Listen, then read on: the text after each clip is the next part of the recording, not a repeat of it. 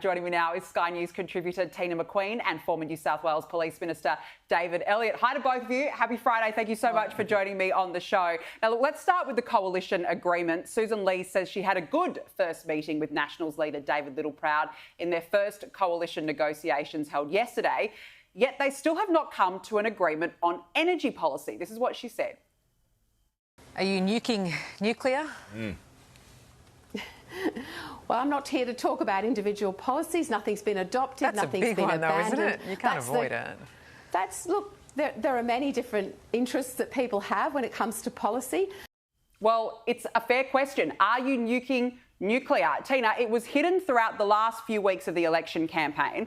Oh, look, Susan Lee, she's been in the job a couple of weeks. Yeah. In my opinion, if you're not going to go bold, you're not going to put a big policy platform on the table, then what's the point? Because you're not going to be able to differentiate yourself between Labor, and this is what happened at this last election. If the Nationals are going ahead with nuclear, David Littleproud said it the other day, where does this put the Liberal Party? Well, it puts the coalition in jeopardy, you know, and especially Ted O'Brien, who's a 2IC. I mean, he spent a lot of time, travelled extensively throughout the world, is so knowledgeable on nuclear, and I'm sure is so frustrated he didn't get to express the knowledge that he has on the subject over the election. So, yeah, I think she's really going to have to, you know, go with nuclear with her coalition partners, or there won't be coalition partners. I know they feel very strongly about this, people like Matt Canavan, actually the entire National Party room. Yeah, but the other day when she was making her speech after she got elected as leader, she said that she's not making any captain's picks. Yeah. But, OK, but nuclear was meant to be the key policy for the Liberal Party and the coalition. So it is going to be very interesting. And it certainly doesn't sound convincing about a coalition agreement, because here was the Deputy Nationals leader, Kevin Hogan, on Sky News this morning. The will of the Nats party room is to sign a coalition agreement. That being said, we won't sign it just to sign it. We go on with the intention, but there's certainly a scenario where it doesn't get signed. Well, David, that doesn't sound very convincing to me. It could go either way. Well, it could be. I see nuclear as the modern-day GST. We lost the election in '93 because we could not explain GST. We did not explain nuclear. And it was about the third or fourth issue in my mind after Donald Trump and working from home. But we didn't explain it when the people wanted to learn about it. And then we came back 5 years later and we explained GST, and we won an election and we implemented it, and we've now got a GST in Australia. So I think if we want to revisit it, first of all, we've got to be on the same song sheet, which we're not at the moment, so we have to do that.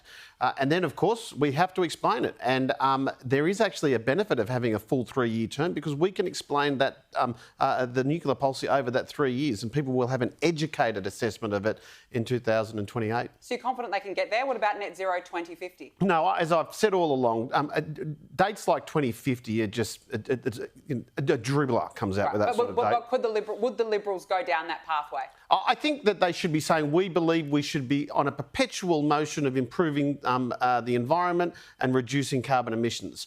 That's it. Our job is to reduce carbon emissions, but putting targets and saying how good am I and implementing policies that are just destructive and aren't consistent with other international economies, therefore putting us in jeopardy, and expensive. Is just stupid. Oh, it's just ridiculous. Yeah. It is. I completely agree. Well, look, we'll watch that one closely. Now, we need to talk about whether or not the Liberal Party needs gender quotas. Now, I personally hate gender quotas, okay, because as a female, it is highly offensive, because a woman should get a job not just because she is a female, but because she's earned it, that she's worked hard for it, that she's actually earned it, and it was on merit. Now, Tina, there were some reports today speculating about what your position is on gender quotas in the Liberal Party. What is your position? I don't know where that came from or how my name ended up on some list or whatever, but I've always been violently against quotas, always. And look, we have Susan Lee now, did not need a quota to be the leader of the party. Now, I think it'll be a sad day if the Liberal Party adopts quotas, and I feel so strongly about it. If they do, I will be forced to go to the Nationals, because I couldn't really be in a party where, quotas were introduced. And I can understand that, OK, fine, you might need more female representation within the Liberal Party, and there were some outstanding candidates, I thought. We had some outstanding candidates. They didn't win. But they didn't win. But the problem is that they weren't really showcased, in my opinion, and that's half the problem. Yeah. Do you think that Susan Lee will be there to the end? or is she a placeholder between now and an election? Well, look, she's only been there a week or so. I think we've got to support her at this stage so she does the best job possible, you know, and if she performs well on a merit-based thing, she'll be there to the end and hopefully, you know, be competitive in an election. If she doesn't, as if a male didn't do a good job, he'd be out. So it'll depend on her performance and policies. Gender quotas, David? Listen, I'm not a woman. I've never identified as a woman. I don't think that I'll identify as a woman in the near future. I'm really glad that we clarified that early on. Thank goodness for that. I try to be agnostic. I can tell you one thing. My wife is desperately opposed to them. Yeah. I've worked for Bronwyn Bishop. I've served in Gladys Berejiklian's cabinet. I served under Colonel Claire Hardman in the Australian Army. I've appointed female commissioners. Not once has any of them ever said, oh, thank God we had a quota, or I needed a quota to get here. They got there on their merit. And I look at the seat of Parramatta. The Liberal Party appointed a woman. The Labor Party appointed an Eastern Suburbs millionaire male. Guess who got the swing? The bloke. Yeah. So I'm not convinced. And I'm very disappointed at some of the people, like Charlotte Mordlock, who's saying she's in favour of getting women quotas, but she didn't back Holly Hughes over Andrew Bagg. No, she did not. And so if you're serious about this, and those that... when Matt Keane retired, they all up until that point, they'd been wanting more women in Parliament, and who did they appoint? A bloke. Correct. So there's a significant amount of hypocrisy that we need to overcome and here. Charlotte, she only supports some women. You know, if you're not a woman... It's very factional. Yeah, it's very factional. Yeah, look, so I can't see it being of any benefit to us at the moment. Me, personally, I like to mentor women in politics. I've done it a lot. Which is great. I think that's fantastic. And as I said, but if anybody thinks that I backed Gladys Berejiklian because she was a woman, they don't know the relationship that I had with Gladys Berejiklian. No, that's fair enough. No, I agree. As a woman, I find it so highly offensive, the prospect of gender quotas. And when it hasn't been earned and you haven't worked your way up, I really, really can't stand gender quotas. Now, look, let's move on. Can I just say, Labor will find out with all the they're women that have been obsessed with gender elected quotas. because of quotas. Let's see how many of them, you know, contribute to the government or bring them down. So let's watch that closely. Fair point, Tina. Now, look, senior Liberals are bracing for a potential crushing by-election after former Victorian opposition leader John Pursuto was ordered to pay more than $2.3 million in legal costs to Moira Deeming. The federal court has today handed down that decision, of course, over this long-running defamation feud. But the Herald Sun is reporting that if Pursuto files for bankruptcy, he would be ineligible to remain in Parliament, triggering a by-election in his seat of Hawthorn, which he holds only with a narrow 3.4% margin.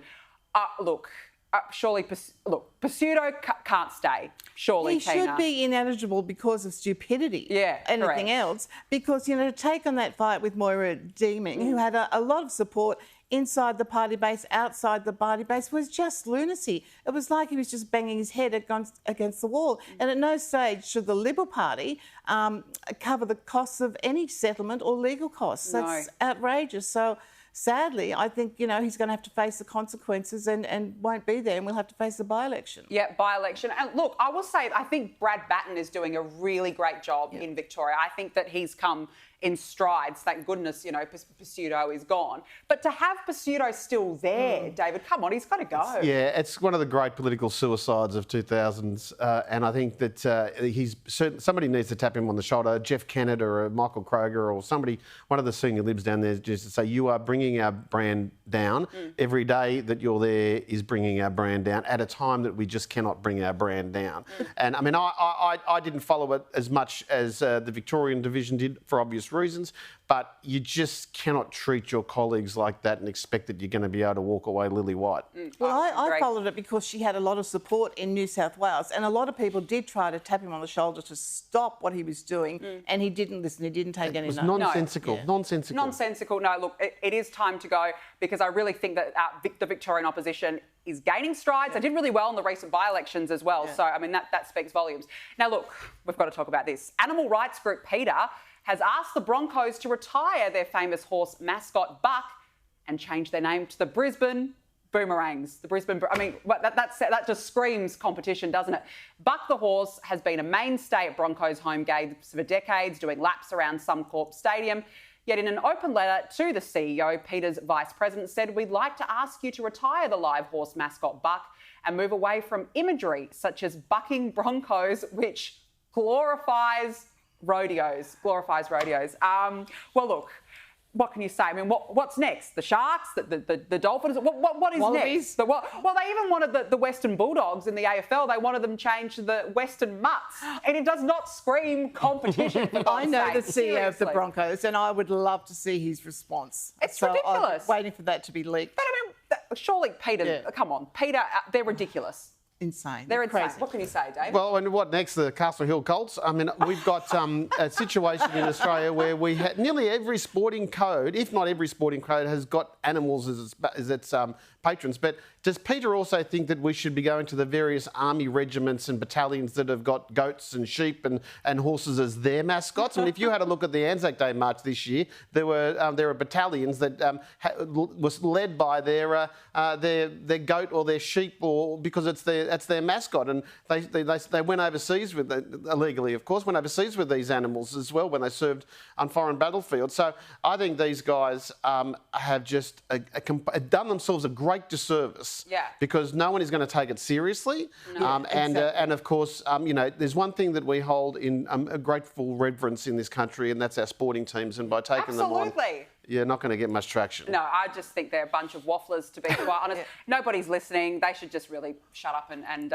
move on. Jog on. Now, look, if this is not an omen for the renewables-only experiment, a truck carrying a section of wind turbine has crashed into a bridge west of Brisbane, causing extensive delays down a major highway. Nobody was injured, thank goodness, but the turbine became wedged underneath the overpass. I don't actually understand how this happened. How can you go under a bridge if you're that over height? But Tina, I mean, is that not an omen for the future under the renewables only experiment? It's not the first time either. You know, there've been other incidents and accidents with these nightmare with these turbines. Yeah, I mean, they're big beasts. Look how big they are, David. Yeah, well, I mean, this is, I'm telling you as a former transport minister, this actually happens a lot. And it's a shame that the truck driver didn't realise what was going on. But you're right. I mean, for those who look into the entrails of owls to determine the future, I think just need to turn on the news and see what happened there. Just have a look at the turbine stuck under a bridge. And you know what's an omen? Because we are stuck. We are stuck in this bottomless pit that is the renewables only experiment. David Elliott, Tina McQueen, thanks so much for joining me on the show. Have a good weekend. We'll see you next week.